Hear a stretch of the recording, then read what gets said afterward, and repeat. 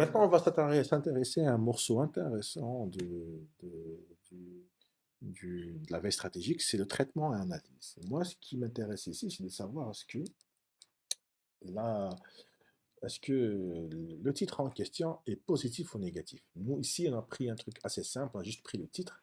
En réalité, on devrait prendre le texte en entier, mais puisque voilà, on n'a pas trop le temps de faire tout ça, on va juste prendre le titre, même si les résultats ne vont pas être fameux. Mais moi, ici, ce que je voudrais vous montrer, c'est comment faire pour traiter et analyser ces données. Donc, une fois qu'on a collecté les données, donc dans notre cas, nous, on aurait les données dans la file titre. Donc, je reviens rapidement vers le code. Je reviens rapidement vers le code. Vous allez voir que voilà, pour rappel, on a créé une liste titre, titles, et dès qu'on retrouve un nœud qui contient les keywords, le mot-clé vaccin, ici par exemple, on le stocke dans la liste titre. C'est-à-dire que la liste titles va être ma base de traitement. Donc, c'est ma file S en réalité. Voilà, c'est ma file S. Donc, on va faire quoi? On va essayer d'analyser toutes les informations qui sont présentes dans la file S. Donc, comment faire pour faire ça? Dans notre cas à nous, je ne vais pas trop rentrer dans le détail parce que c'est des algorithmes qui font partie du domaine de l'intelligence artificielle. Et l'intelligence artificielle n'est pas réellement demandée de vous en L3. Donc, vous allez voir ça en M1 et M2 pour ceux qui vont choisir les filières adéquates. Mais toujours est-il qu'on va essayer d'avoir recours à une technique d'intelligence artificielle assez rapidement pour voir à quel point Python est puissant pour utiliser des algorithmes extrêmement complexes, entre guillemets, pas extrêmement, on va dire que difficiles à maîtriser, mais quand même exploitable. C'est-à-dire qu'on peut les utiliser sans même comprendre exactement comment ça fonctionne. Ça marche quand même. Donc ici, ce qu'on va faire, c'est essayer de faire de l'analyse de sentiment. Ça veut dire quoi? Ça veut dire qu'on va prendre le titre et on va voir est-ce que ce titre-là, est-ce qu'il inspire une publication positive ou est-ce qu'il inspire une publication négative. Et pour cela, il y a différentes techniques. Les techniques les plus simples et les plus anciennes, c'est Bayes naive. C'est une approche probabiliste. En fait, Bayes naïve, qu'est-ce qu'il va faire? Pour tous les mots du dictionnaire en langue française, tu as des mots qui sont plus reliés à des choses bien qu'à des choses mauvaises. Par exemple, le mot bonne ou bon, ils sont plus liés à une catégorie de bonnes nouvelles qu'une catégorie de mauvaises nouvelles. Pareil, il y a des mots qui sont systématiquement liés à la catégorie des mauvaises nouvelles, par exemple le mot décès, mort, perte, crise, pandémie, ça, ce sont des mots qui sont plutôt liés à de mauvaises nouvelles. Ce que va faire Bayes, c'est qu'il va calculer des probabilités d'appartenance de tous les mots du dictionnaire français vers ces classes. C'est-à-dire que pour le mot bon, il va te dire qu'il y a 98% de chances qu'il appartienne à la classe des bonnes nouvelles et seulement 2% de chances qu'il appartienne à la classe des mauvaises nouvelles. Le mot perte, il va dire qu'il y a 20% de chances qu'il appartienne à la classe des bonnes nouvelles et 80% de chances qu'il appartienne à la classe des mauvaises nouvelles. Donc, dans Nailbase, il va créer une liste, la liste de tous les mots du dictionnaire, et il va me dire quelle est la probabilité que ce soit un mot en relation avec une bonne ou une mauvaise nouvelle, un good buzz ou un bad buzz. Après, qu'est-ce qu'on fait? En fait, qu'est-ce qu'on fait? On prend un texte, on prend un titre, par exemple, euh, Décès du grand chanteur. Ici, on va calculer les probabilités d'appartenir à une bonne classe ou à une mauvaise classe. Donc, qu'est-ce qu'on va faire? Pour voir est-ce que le titre en entier appartient à une bonne classe ou appartient à une mauvaise classe, on va prendre le mot qu'il contient et on va prendre les probabilités de ces mots qu'ils appartiennent à la bonne classe. Et on va faire le produit entre, on va prendre le produit, la probabilité du mot que le mot DC appartienne à la bonne classe. On va multiplier par la probabilité du mot du qui appartienne à la bonne classe. On va multiplier par la probabilité du mot grand qui appartienne à la bonne classe. On va multiplier par la probabilité du mot chanteur appartient à la bonne classe. Et là, en faisant ce produit, on va avoir la probabilité que le titre en entier appartienne à la bonne classe. Et on fait la même chose pour la mauvaise classe. On prend la probabilité que le mot DC appartienne à la mauvaise classe, multiplié par la probabilité que le mot du appartienne à la mauvaise classe, etc. jusqu'au mot chanteur. Et en faisant ce produit, on va avoir une deuxième probabilité, celle que le titre en entier appartienne à la mauvaise classe. Et selon quelle est la probabilité qui est la plus grande, on va décider est-ce que c'est une bonne ou une mauvaise nouvelle. Ici, la difficulté, vous l'avez deviné, c'est de faire la liste des mots et des probabilités que les mots appartiennent à des classes. C'est ce qu'on appelle le processus d'apprentissage. C'est difficile à mettre en place parce qu'il faut beaucoup de données, il faut beaucoup de temps d'exécution. Donc ça, c'est... Mais malgré ça, cet algorithme est le plus simple des trois entre les réseaux de neurones classiques et les deep learning. Pour les réseaux de neurones classiques, je ne vais pas trop rentrer dans le détail parce que c'est assez complexe. Ça fait jouer quelques concepts mathématiques que vous ne maîtrisez pas encore en L3. Il y a de la rétropropagation du gradient, de la minimisation d'erreurs, etc. Il y a une notion d'apprentissage. Il faut ramener un dataset sur lequel le réseau de neurones sera entraîné pour qu'il puisse classer correctement les mots dans les catégories qu'il faut. Donc, je ne vais pas rentrer dans le détail. Et l'évolution ultime de ces réseaux de neurones classiques, c'est les deep learning. Et dans et les techniques les plus modernes du deep learning pour faire cela, c'est les transformers. C'est quoi la différence entre le deep learning et un réseau de neurones classique? C'est juste que le deep learning est beaucoup plus profond en nombre de couches parce que les réseaux de neurones se présentent sous forme de couches comme un millefeuille, hein, c'est pour dire ça plus simplement, c'est comme un millefeuille. Et c'est comme si le deep learning était un millefeuille beaucoup plus gros que le millefeuille des réseaux de neurones classiques. Et il fait intervenir des techniques encore plus ardues, il y a de la convolution, il y a, il y a des techniques pour éviter l'explosion du gradient, il y a des techniques aussi utilisées pour faire de l'embedding, etc. Je ne vais pas trop rentrer. Il y a des mécanismes d'attention. Ça, c'est vraiment un morceau à part. Peut-être que vous le verrez dans le master, mais en tout cas, vous n'êtes pas obligé de comprendre. Ce que vous devez comprendre, c'est que ces trois-là, ce sont des boîtes noires, ce sont des algorithmes.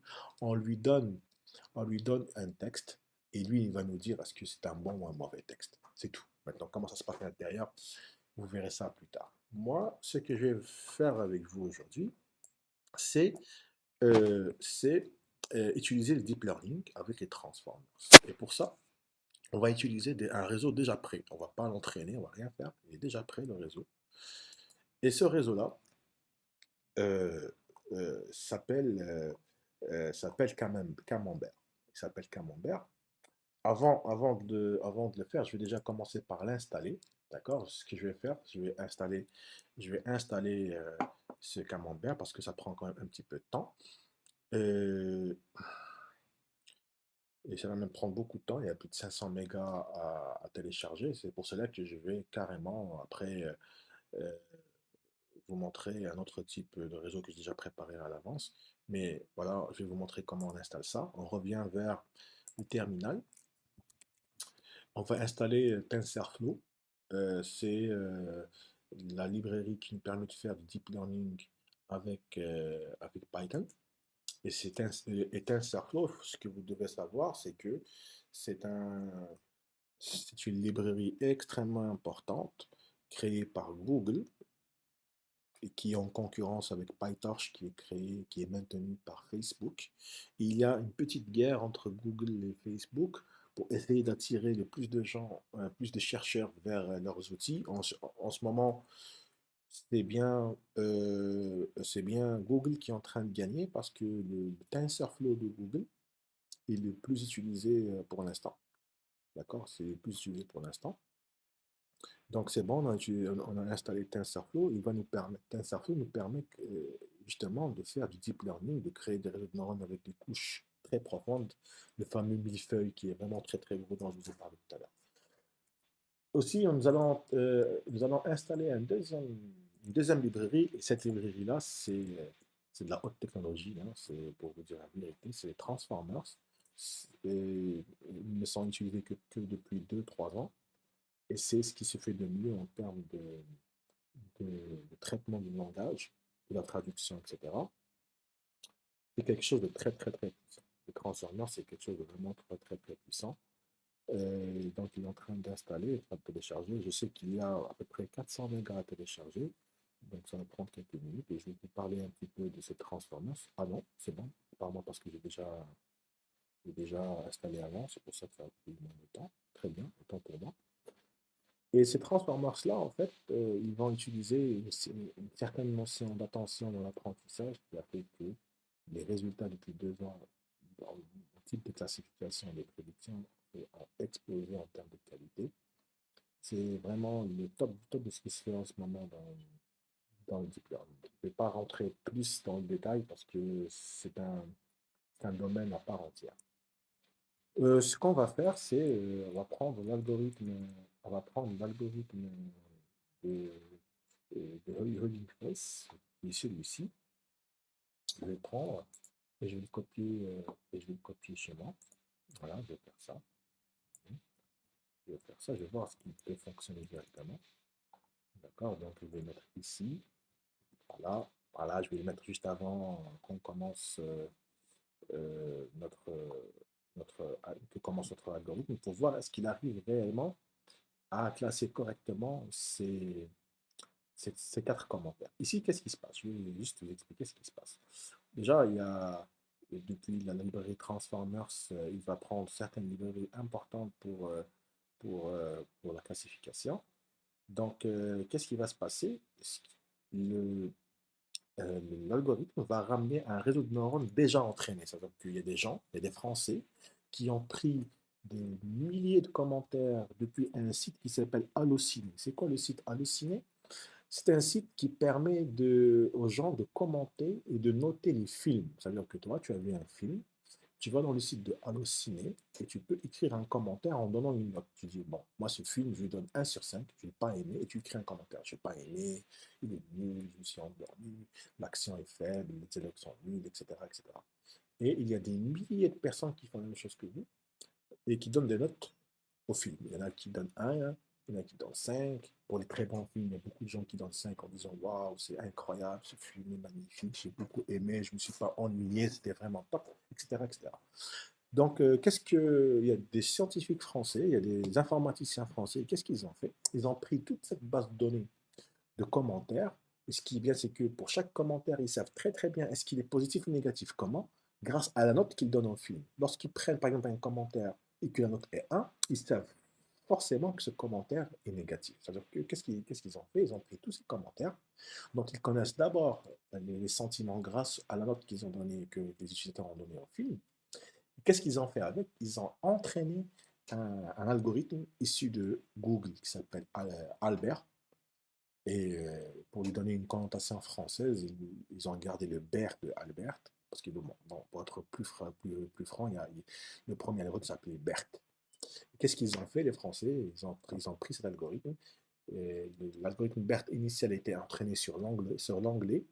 Et eux, qu'est-ce qu'ils ont fait? Ils ont pris ce Berthe-là, ils l'ont entraîné sur le français. Et pour la rigolade, pour la blague, ils ont mis camembert avant Berthe pour donner le mot camembert. Camembert, c'est le fromage français que connaissez tous. Donc ici, les Français ont une version de Berthe en français qui permet, ils ont fait ce qu'on appelle un fine-tuning, c'est-à-dire qu'ils ont entraîné ce réseau-là à savoir est-ce que les mots sont plus liés à quelque chose de bien ou de mauvais. Et ils ont mis ce réseau-là disponible au niveau d'Internet. Ce qui est bien parce qu'en réalité, il faut savoir que pour entraîner un réseau de neurones, ça peut prendre des semaines, ça peut prendre des mois. Par exemple, il y a Google et OpenAI Elon Musk, lorsqu'ils entraînent leur réseau, c'est des milliers d'ordinateurs qui tournent pendant des semaines et des mois.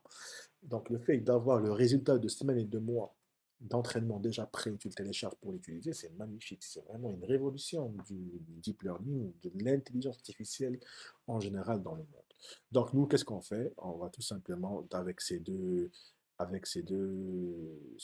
lignes, on va déjà prendre les mots, les mots utilisés par les Français pour entraîner leur réseau de neurones. Et dans la deuxième ligne, carrément, on va récupérer le modèle en question. Puis, au final, on va appliquer ce modèle avec le sentiment analysis. On est en train de dire, voilà, moi, ce que je veux, c'est d'utiliser ce modèle avec ces mots dans le domaine de sentiment analysis. C'est pour générer juste le modèle NLP. Et à partir de là, on va juste appeler NLP avec le texte qu'on veut estimer. Est-ce qu'il est positif ou négatif? Par exemple, ici, euh, Aladdin, clairement le meilleur film de l'année 2018, c'est clairement un commentaire positif. Deuxième commentaire, juste waouh, c'est-à-dire que voilà, c'est un commentaire positif. LLP nul à titre, fin de transmission, ça c'est clair que c'est un commentaire négatif. Dernier truc, dernier commentaire, je m'entendais un mieux de la part de Franck Dubosc. Franck Dubosc est un comédien français. Là, c'est clairement négatif. On va voir ce qu'il arrive réellement à s'exécuter déjà ici et à nous donner les les bonnes réponses. Donc, on exécute, on attend que tout se charge. Je ne sais pas ce que le premier, je sais plus, est-ce que c'est le premier. Ça, c'est juste des warnings. Il est en train de me dire que ma machine n'est pas assez puissante, etc. Mais on s'en fout. Voilà, très bien. Donc, on revient en haut. Il est en train de me dire oui, le premier est positif avec une probabilité de 96%. Le deuxième est positif avec une probabilité de 98%. Le troisième est négatif avec une probabilité de 89%. Et le dernier est négatif avec une probabilité de 89%.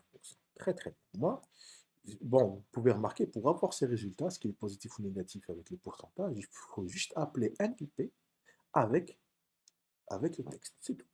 Donc, moi, qu'est-ce que je vais faire? Tout simplement, une fois que je termine, euh, une fois que je termine la récupération de mes titres, je vais naviguer dans les titres que j'ai. Et pour chaque titre, je vais dire, voilà, je vais dire, bon, premièrement, écris-moi le titre T, mais surtout, dis-moi ce que tu en penses. Est-ce qu'il est positif ou négatif? Et pour ça, je vais juste utiliser NLP de T, tout simplement. Tout simplement. C'est aussi simple que ça. Et j'exécute. Bon, ici, j'ai oublié de commenter cette partie-là, mais c'est pas grave. Bon, ça, on l'ignore parce que c'est les premiers commentaires. Là, bon, j'ai fait 30 pages, c'est trop 30 pages, hein. Bon, je pense que on va faire juste 10 pages. On va faire juste 10 pages. C'est trop 30 pages et je vais en profiter pour enlever ça. On n'a pas vraiment besoin.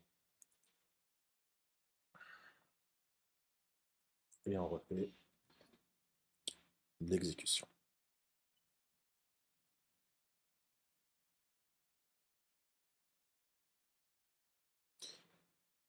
Très bien. Donc là, commence la récupération des titres.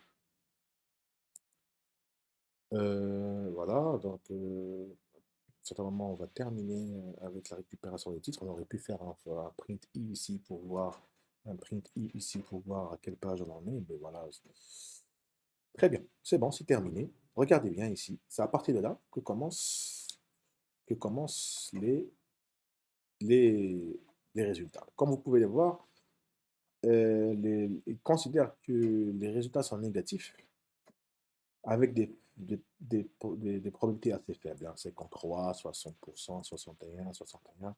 Bon, c'est pas vraiment très parlant. Sûrement parce que lorsqu'on parle du Covid, du vaccin, c'est une connotation négative. Donc, on va essayer de changer on va essayer de changer de registre. On va essayer de voir est-ce qu'il y a quelque chose d'autre qui pourrait fonctionner mieux. Là, par exemple, je vais juste vous ramener rapidement un autre exemple. Ici, je vais carrément sur le Watan. Je vais prendre le mot-clé culture et je vais voir ce que ça me donne comme résultat dans la page culture elle-même. Ici, voilà, donc j'ai un peu modifié ici les find all parce que, comme je vous l'ai dit, les structures de page ne sont pas pareilles. Moi, je ne sais pas pourquoi ça ne fonctionne pas ici. Il y a une seconde. Non, c'est pas Save Email, c'est Scrap.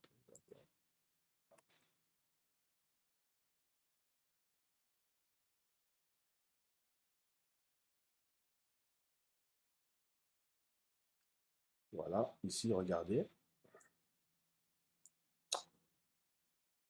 Dans la culture, nous avons le sociologue Ilyes Bouqraa, c'est éteint. Rivage des espaces culturels, la baraka de Yenneir, etc. Très bien. Bon, ici, il y a une erreur. Je ne sais pas ce qui s'est passé, c'est pas grave.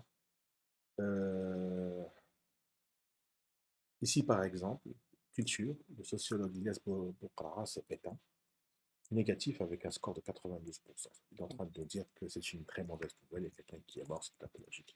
Ici, juste pour pouvoir voir le reste des, des résultats, je vais juste enlever ça. Et je vais. Parce qu'ici, qu'est-ce que je suis en train de dire? Je suis en train de dire, affiche-moi juste les mauvaises nouvelles avec un score de 75%. C'est ce que le client voudrait avoir. Il voudrait savoir, voilà, il ne donne pas les bonnes nouvelles, moi ça ne m'intéresse pas. Moi, donne-moi les mauvaises nouvelles, dis-moi ce qui se passe de mauvais. C'est ça qui m'intéresse le plus. Donc ici, on va avec toujours avec les mêmes algorithmes. Voilà. Alors, apparemment, il n'y a que ce titre-là qui est assez négatif pour être sélectionné, qui a eu plus de 75%. D'accord? On peut par exemple demander est-ce qu'il m'affiche toutes les prédictions.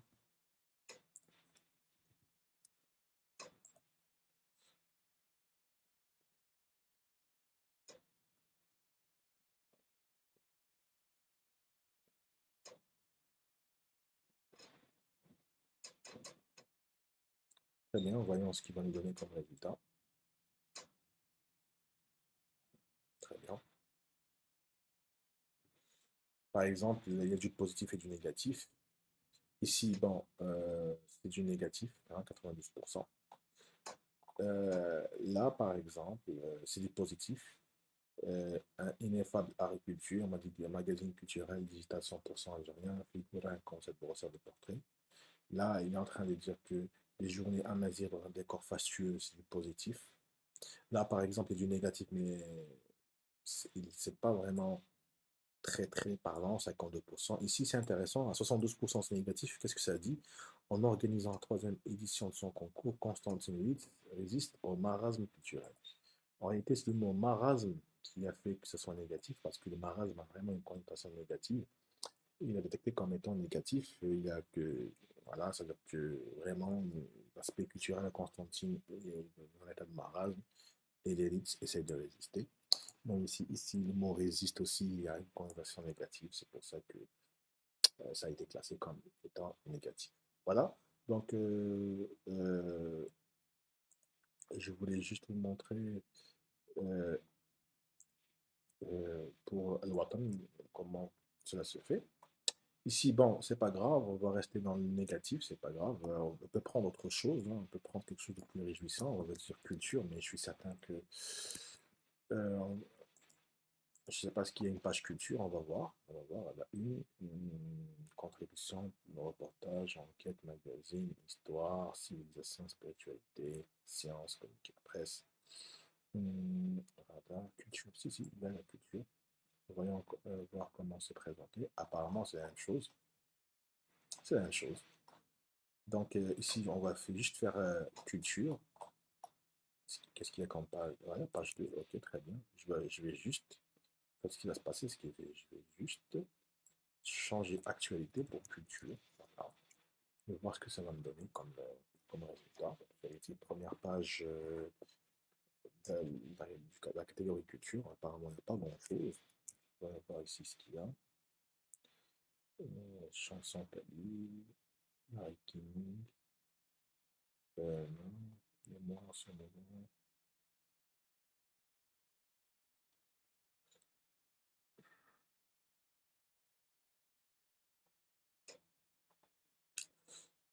Mhm. Ok,